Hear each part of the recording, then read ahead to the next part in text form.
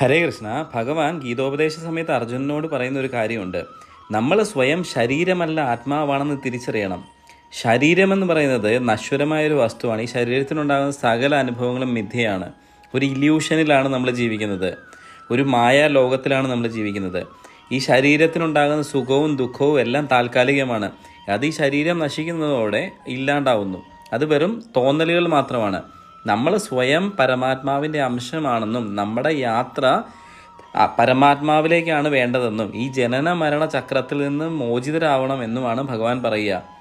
അതിന് നമ്മൾ ആത്മാവിന് ഉന്നതി ഉണ്ടാവണം. അത് ശരീരത്തിൽ വസിക്കുന്ന സമയത്ത് മാത്രമാണ് ആത്മാവിന് ഉന്നതി ഉണ്ടാവുള്ളൂ. ആത്മാവിന് എപ്രകാരം ഉന്നതി ഉണ്ടാവും എന്ന് ചോദിച്ചാൽ സത്പ്രവർത്തികളിലൂടെ, സത്കർമ്മങ്ങളിലൂടെ, മറ്റുള്ളവർക്ക് ഉപകാരം ചെയ്യുന്നതിലൂടെ, തിന്മയുടെ പാതയിൽ നിന്ന് മാറി നിന്ന് ഈശ്വരപാതയിലൂടെ സഞ്ചരിക്കുമ്പോഴാണ് ആത്മാവിന് മുക്തി ലഭിക്കുക. ഇത് മനസ്സിലാക്കി എല്ലാവരും ജീവിക്കുക. ഹരേ കൃഷ്ണ.